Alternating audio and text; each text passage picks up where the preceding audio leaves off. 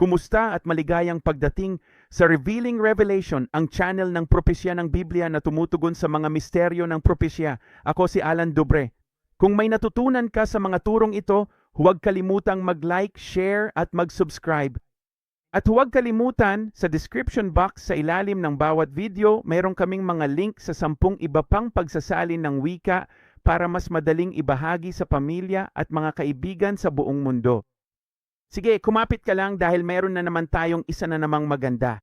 Habang patuloy kang lumalago sa paghahayag na ang katapusan ng mga araw ay hindi 7 taon, kundi 14 na taon. Habang patuloy kang lumalago sa pag-unawa mo niyan, ang mga pagkakaiba sa mga sinoptikong ebanghelyo ni Lucas, pagkatapos ay kay Marcos, at pagkatapos ay kay Mateo ay nagsiwalat ng katotohanan tungkol sa katapusan ng mga araw na ang pre-trib ay nasa Lucas, na ang kalagitnaan ng tribo ay nasa Marcos at ang pagkatapos ng tribo ay nasa Mateo.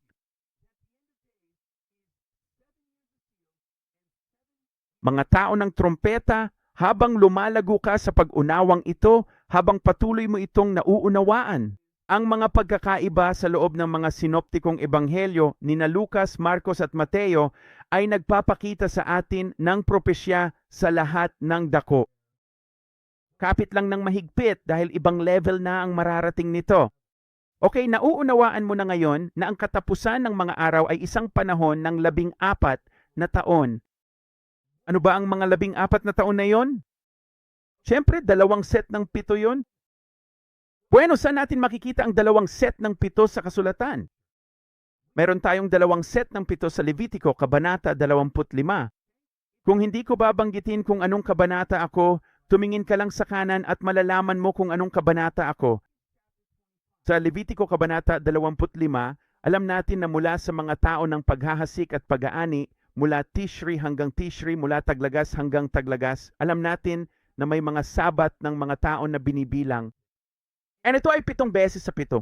Kaya sa Levitico 25, talata 8, sinasabi, at bibilang ka ng 7 sabat ng mga taon para sa iyo, makapitong-pitong taon, at ang bilang ng mga araw ng 7 sabat ng mga taon ay magiging 49 na taon para sa iyo. Ang huling 14 na taon ng kapighatian ay ang huling 2 set ng 7 at 7 ng 49. Okay? At ang huling ika-49 na taon ay sinusundan ng ano? Ang Jubileo. Kaya paano natin malalaman kung ito ay magpapatuloy mula Taglagas hanggang Taglagas? Dahil ang Jubileo ay nasa ika-10 araw ng ika-7 buwan na 10 araw pagkatapos ng pagsisimula ng taon.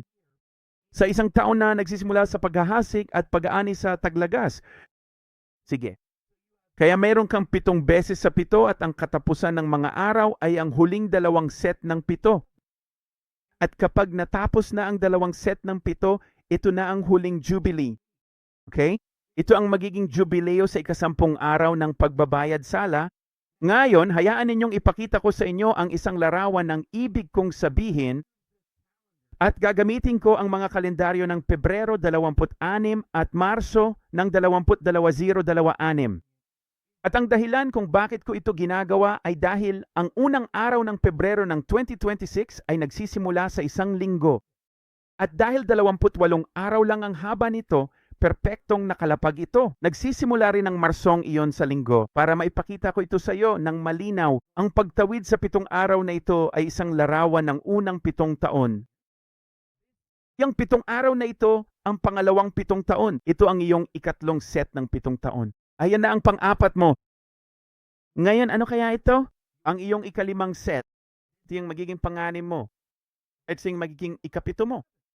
Ganito sana kung ang mga araw na ito ay isang larawan ng mga taon para sa iyo, okay?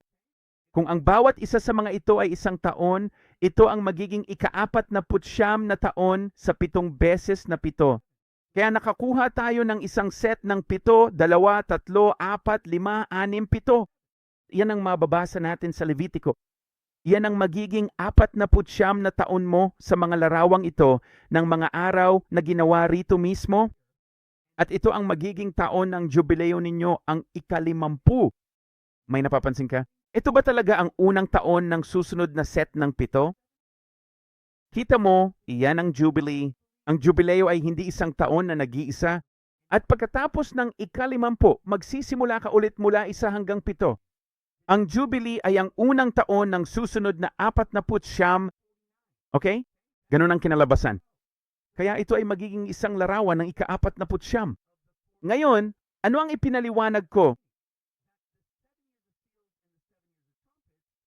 Ay ang huling 2 set ng 7. Nakikita mo yan? Kaya ang huling 2 set ng 7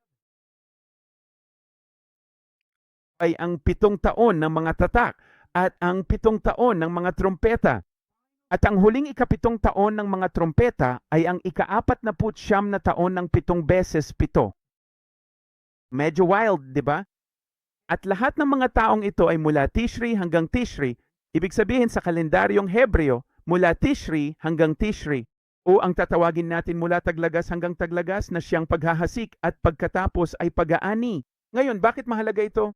Bueno, inihahanda kita rito dahil ipinakita ko ito sa iyo sa isang kalendaryo dahil madaling ipakita sa iyo ang mga araw bilang mga larawan ng mga taon. Pero alam mo ba, sa propesiya ng Biblia, totoong nangyayari iyan? Kita mo, ang sentro ng makasaysayang pamamaraan ay ang prinsipyong pang-araw-araw, ang konsepto na sa ilang mga propetikong sipi na naglalarawan ng panahon ng propetiko ay dapat unawain bilang taon o mga taon. Kaya merong prinsipyong ito araw-araw sa propesiya ng Biblia. Bueno, gaya ng alam mo na ngayon, ang mga pagkakaiba sa loob ng mga sinoptikong ebanghelyo ni Lucas at pagkatapos ni Marcos at pagkatapos ni Mateo ay makahula rin. At ano ang malaki at hindi ka panipaniwalang pagkakaiba? Bueno, kung babasahin mo ang kwento sa Lucas, Marcos at Mateo, babasahin mo ang kwento ng pagbabagong anyo ni Kristo, makikita mo sa propeta na makahula sa pamamagitan ng mga paghahayag na iyong sinusubaybayan na ang pagbabagong anyo ni Lucas at ang mga pagkakaibang nabanggit dito ay isang makahula.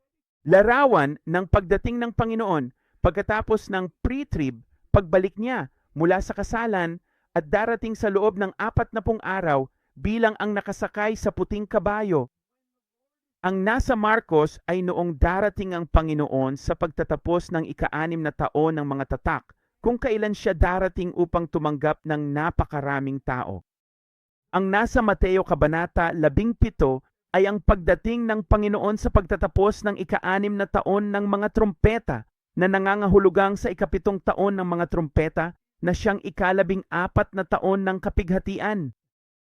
Okay, yan ang mga larawang ito sa Lucas, Marcos at Mateo. At matagal na naming itinuturo ito sa aming pangunahing channel sa pagbubunyag na ito ng larawan ng pagbabagong anyo na makahulang hinabi sa mga pagkakaibang ito. Ngayon, hayaan mong ipakita ko sa iyo. Tandaan mo ang sinabi natin kanina. Mayroong prinsipyong araw-araw, kaya tingnan ang sinasabi ng pagbabagong anyo ni Lucas. Sa Lucas Kabanata 9, versikulo 28, sinasabi, at nangyari nang may 8 araw. Aba, interesante yan, di ba? Dahil sa Marcos, sinasabi nito pagkatapos ng 6 na araw, at sa Mateo, sinasabi nito pagkatapos ng 6 na araw. Kaya't magpakailanman, sa loob ng daan-daang taon, pinag-iisipan ng mga tao kung tungkol saan ang kontradiksyong ito. Ito ay propesiya. Hayaan mong ipakita ko. Ano kaya? Ipinakita ko sa kalendaryo, ginawa ko itong magaspang dahil hindi ako magaling sa ganitong bagay. Natatandaan mo ba ang sinabi ko nung huling 2? Kaya itong mga pulang nakabilog ay ang 7 araw o 7 taon ng mga tatak. At ang mga berde ay ang 7 araw dito o ang 7 taon ng mga paghatol ng trumpeta. Ito ang huling 2 set ng 7 taon sa 49 na taong siklo tulad ng nakita natin sa kalendaryo. At ito ang huling jubileo. Kaya ano ang mangyayari? Ano ang darating bago ang huling 2 pito? Siyempre, may 7 pa, di ba? Magkakaroon ng 7 pa dahil magkakaroon ng 5 pa. Mga set ng 7 na nauna, di ba? Dahil 7 ito ng 7. Kung ito ang huling 2, may 5 pang nauna rito. Kaya itong mga asul na ito ang mga nakikita mo. Mayroong 1, 2, 3, 4, 5, 6, 7 taon o araw na ang nakalipas. At ano ang sinabi ni Lucas tungkol sa ikawalong araw? Ibig sabihin kung ang mga araw na ito o mga taon, ang mga ikawalong araw o ang mga ikawalong taon, sa makahulang paraan ang Panginoon ay darating bilang ang nakasakay sa puting kabayo pagkatapos ng pre-trib. Hindi siya darating sa ikapitong taon. Hindi siya darating pagkatapos ng ika-anim. Darating siya sa unang taon ng set na ito ng 7 koponan, sa pangalawa sa huli. Magsisimula ang bahaging ito ng mga tatak sa unang taon. Magsisimula ito sa araw na ito, sa ikawalo araw ng pagtatapos ng taon. Hindi ba't ang wild niyan? Hayaan mong ipakita ko sa iyo. Mapapatunayan ko ito sa iyo dahil abangan ang susunod na mangyayari. Sa Marcos, sinasabi nito, pagkatapos ng 6 na araw. Aba, ano ang ibig sabihin ng pagkatapos ng 6 na araw? Pagkatapos ng 6 na taon. Kaya ano ang mangyayari pagkatapos ng 6 na taon?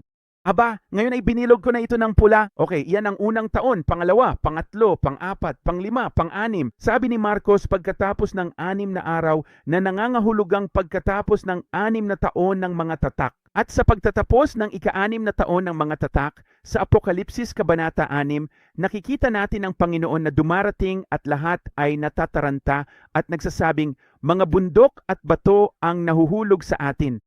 Darating siya sa katapusan ng 6 na araw o 6 na taon. Kaya nga sinasabing after, at alam mo ba kung ano ang after? Ito ang simula ng ikapitong taon ng mga tatak na nangangahulugang darating siya sa simula ng ikapitong taon ng mga tatak. Bueno, alam mo ba ang sinasabi sa Marcos Kabanata 13 sa diskurso ni Marcos tungkol sa pagdating ng anak ng tao kapag siya ay darating sa mga ulap? Sa diskurso ni Marcos, sinasabi nito na siya ay darating sa isang araw at oras. Walang nakakaalam. Hindi niya ito sinabi sa Lucas, pero alam mo ba kung bakit niya ito sinabi sa Marcos? Dahil pagkatapos ng 6 na araw ay ang simula ng ikapitong taon ng mga tatak at ano ang magiging resulta? Bueno, lahat ng ito ay mga taon ng paghahasik at pag-aani na nangangahulugang darating siya sa araw at oras na iyon. Walang nakakaalam kung alin ang kapistahan ng mga trumpeta. Sinusundan mo ba? Paki-rewind at panoorin itong muli ng mabuti.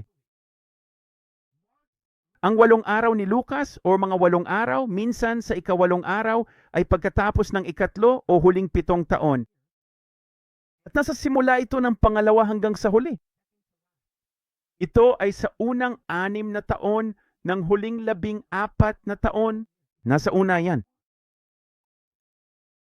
At saka mayroon kang marks na nagsisimula rin sa una at ito ay pagkatapos ng 6 na araw bilang mga taon. At saka naroon ang diskurso ni Marcos na nagsasabi sa atin na ang pagdating ng Panginoon ay nagaganap na. Walang nakakaalam ng araw at oras at ang araw at oras ay eksaktong pagkatapos ng 6 na araw o taon. At ito ang kapistahan ng mga trompeta. At saka ano ang sinabi ni Matthew? Ganito rin ang sinabi ni Mateo gaya ng sinabi ni Marcos.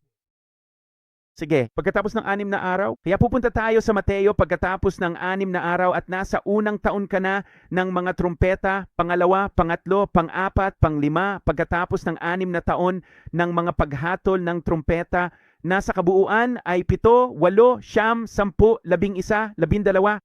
Pagkatapos ng 13 taon ng kapighatian sa kabuuan, sinasabi rin niya na pagkatapos ng 6 na araw at pagkatapos ng 6 na araw ay nangangahulugan na ang Panginoon ay babalik na pababa sa bundok ng mga olibo upang simulan ang pangwakas, ika-14 na taon ng kapighatian, sa ika-49 na taon na iyon siya ay darating.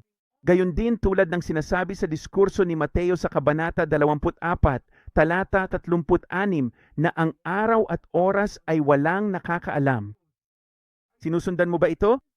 Ang paghahayag mula sa mga araw tungo sa mga taon ay ang paghahayag ng misteryo ng mga taon at ang panahon ng pagtatapos ng mga araw ng Panginoon. Ngayon panoorin mo ito.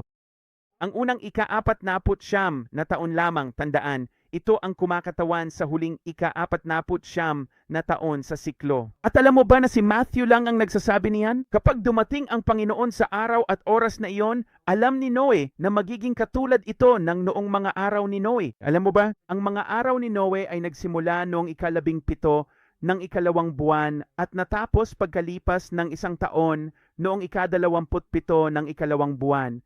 Ibig sabihin, 1 taon at 10 araw ang haba noon. Kapag bumalik ang Panginoon para sa mga araw ni Noe, ang huling ika-14 na taon, ito ay magiging 1 taon at 10 araw ang haba. Kasi alam mo ba kung ano ang ika-10 araw? Ito ang huling Jubilee at ang pagtunog ng shofar. Dalangin ko na pagpalain ka nito, mag-ingat ka. Paalam muna.